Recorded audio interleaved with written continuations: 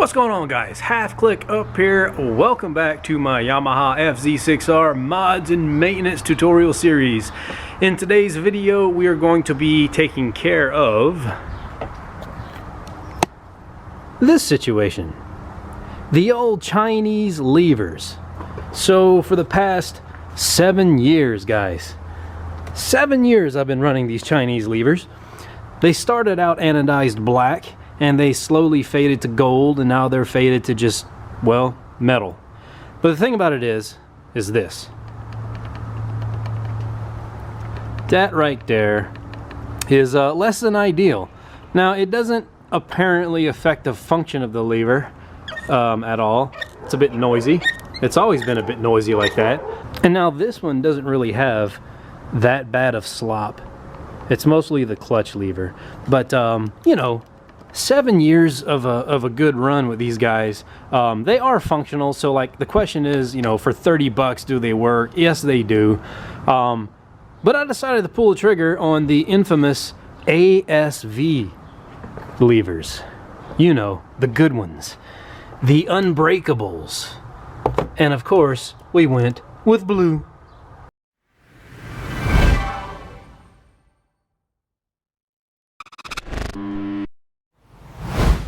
Now, these ASV levers have a cult following in the motorcycle world. They are considered unbreakable. In fact, they're advertised as unbreakable. They fold out instead of crack off in the case of you going down. This particular model is called the F3. It's for all your metric bikes, basically. But let's give them a look-see.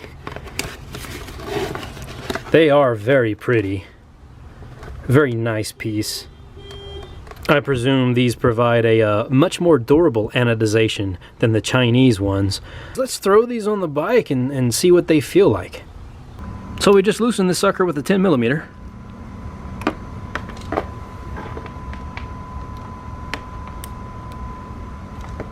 Yet another surreal moment where we have something that's been on this bike for almost a decade that has not been removed. And we're removing it now.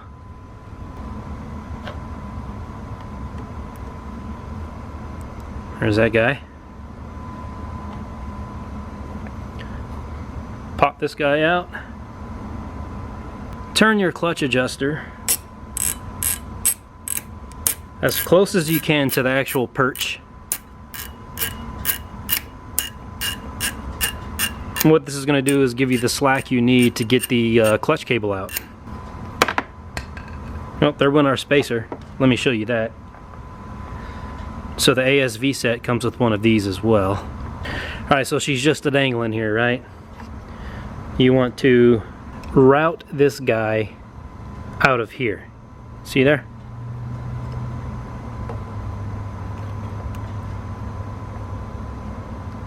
Wow, this has been in there for a while. We're gonna need a little tool. Just like that, man. Wow, 7 years, huh? Look at this. So that's what the original anodization looked like. It was not exposed to the sun inside that little collar. So that's what it used to look like. Crazy, right? Alright, so zoomed in on the assembly here. You guys see this little switch? It's got a plunger that you can push in. Now my understanding is that that is a neutral kill switch. And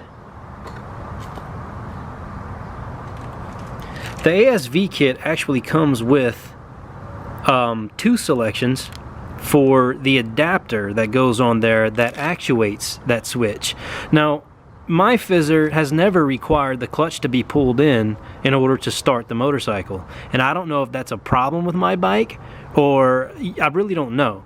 But as far as I am aware, this thing doesn't do anything on my bike, unless I'm absolutely wrong in what that is. But zoom back out here. I figure we'll go ahead and pop the Yamaha Honda Aprilia tab onto the lever. And the reason I say that is because the Chinese one already had one installed. See there? And you can see the mark where it pushes on that plunger. right there. So for no reason other than, what would you say, continuity? I don't know, you pick a fancy word. We're gonna go ahead and install the correct one under the understanding or lack thereof that this actually performs a function on this motorcycle. There she is. Also comes with 2 screws for mounting that. And so it just goes over these 2 holes like that. Drop these screws in there. And the size is a 2.5. By the way, drop a comment down below if you know the real purpose of this plunger, and if mine just simply does not work, and what you think about the fact that it not working has no bearing on the fact that I can start the motorcycle. Find this interesting. Tighten these down real good. That ought to do it. Alright, so for color selection, it really doesn't get any easier than this, guys. Triumph, Honda, and all the rest. Suzuki, Aprilia, Yamaha. That's the guy we need. And so very simply, the process is reversed. Pop this guy in there. Route it accordingly. Right inside there like that. Easy peasy. Your bushing in the hole. Bring her into position while holding that bushing in there. Jam her in. Voila. Put your bolt in. The nut you took off earlier. Thread her on there.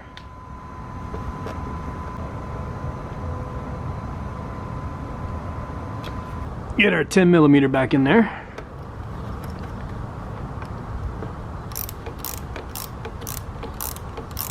Now a good rule of thumb for this gap is to keep it about a nickel's width. So we're going to draw this guy all the way in to about a nickel's width. Just about right there.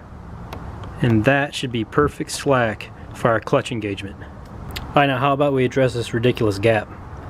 Of course they are adjustable.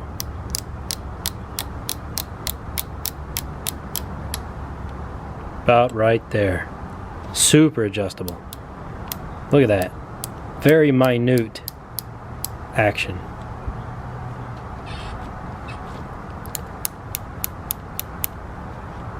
Yeah, about right there. And that's adjustable on the fly if we don't like it later. Alright, moving on to the brake side. It's a lot easier because it's a direct swap replacement. They do include all these various things.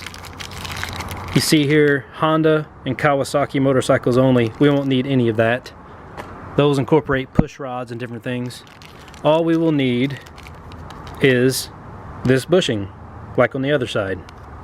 Use a flathead screwdriver to hold the top of this guy, like so, and 10mm on the bottom.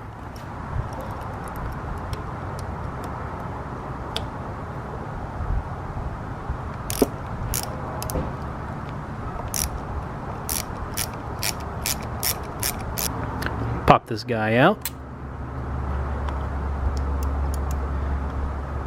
Voila! Again, see the original color. Terrible. Our bushing. Very tight fit.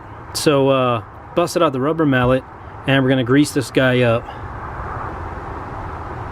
It's like surprisingly tight.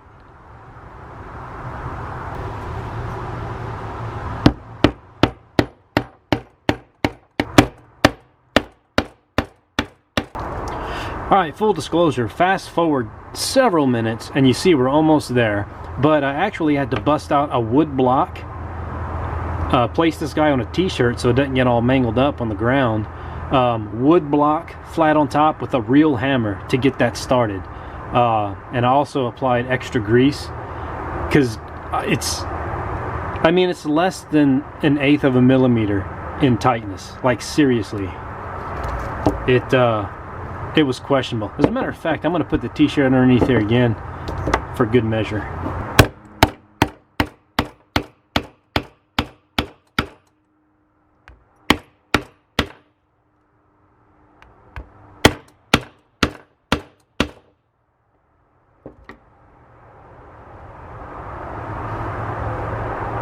That'll about do it.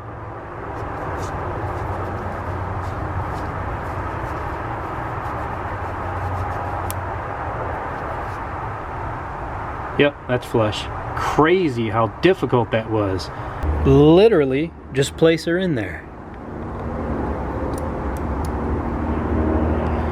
This guy?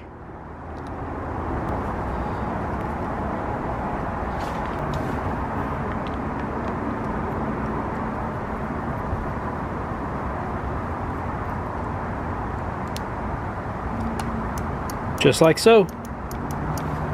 There's the finished product. And actually, I'm pretty happy with the setting it's already at. I don't think I'm going to adjust that at all.